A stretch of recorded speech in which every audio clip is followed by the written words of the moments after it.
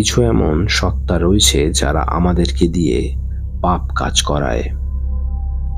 আজ আমরা কথা বলবো এমন একটি রহস্যময় সত্তা সম্পর্কে যার নাম শুনলে আমাদের মনে ভয়, কৌতূহল আর শিহরণ জাগে।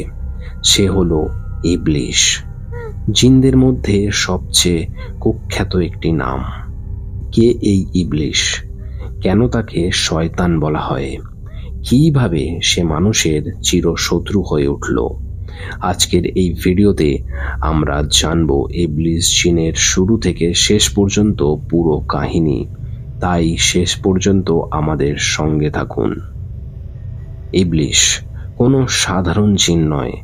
কোরআন মজিদে সূরা কাফেরের 50 নম্বর আয়াতে স্পষ্টভাবে বলা হয়েছে ইবলিশ জিনদের মধ্যেই ছিল, অর্থাৎ ইবলিশ একজন জিন যিনি আগুন থেকে সৃষ্ট। যেমনটি সূরা আর রহমানের 15 নম্বর আয়াতে বলা হয়েছে, আর জিন জাতিকে তিনি সৃষ্ট করেছেন ধোঁয়াবিহীন আগুন থেকে। কিন্তু ইবলিশ শুধু একজন জিন নন, তিনি শয়তানদের নেতা, মানুষের চিরশত্রু।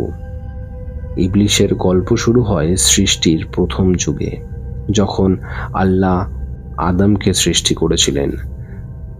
তখন ইবলিশ একজন উচ্চ মর্যাদা সম্পন্ন জিন ছিল, কিন্তু ইসলামী পণ্ডিতের মতে তিনি আল্লাহর ইবাদতের জন্য এতটাই নিবেদিত ছিলেন যে তাকে ফেরেশতাদের সঙ্গে থাকার সুযোগ দেওয়া হয়েছিল।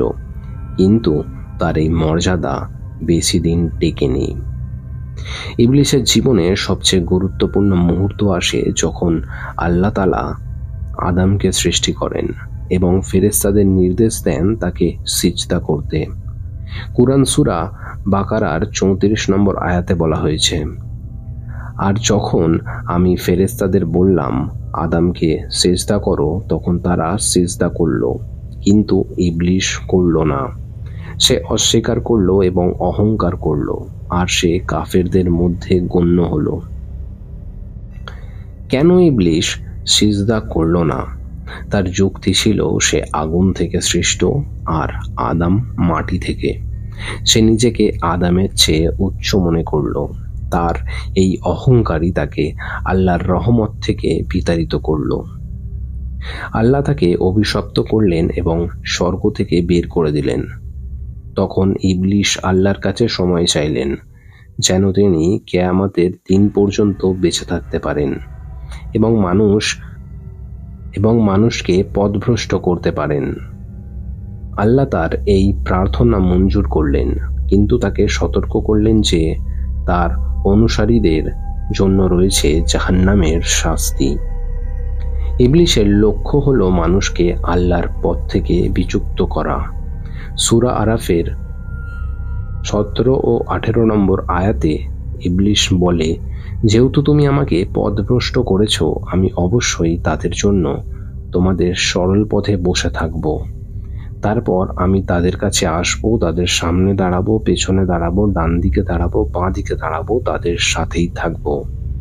ইবলিশের এই প্রতিজ্ঞা থেকে আমরা বুঝতে পারি তার কৌশল হলো মানুষের মনে ফিসফিস করে তাদের পাপের দিকে ঠেলে দেওয়া। সে কোনো শারীরিক শক্তি ব্যবহার করে না, বরং মানুষের দুর্বলতা, লোভ, ভয় এবং অহংকারকেই কাজে লাগায়। উদাহরণস্বরূপ, সে আদমকে নিষিদ্ধ গাছের ফল খেতে প্ররোচিত করেছিল, যার ফলে তারা স্বর্গ থেকে বিতাড়িত হয়েছিল।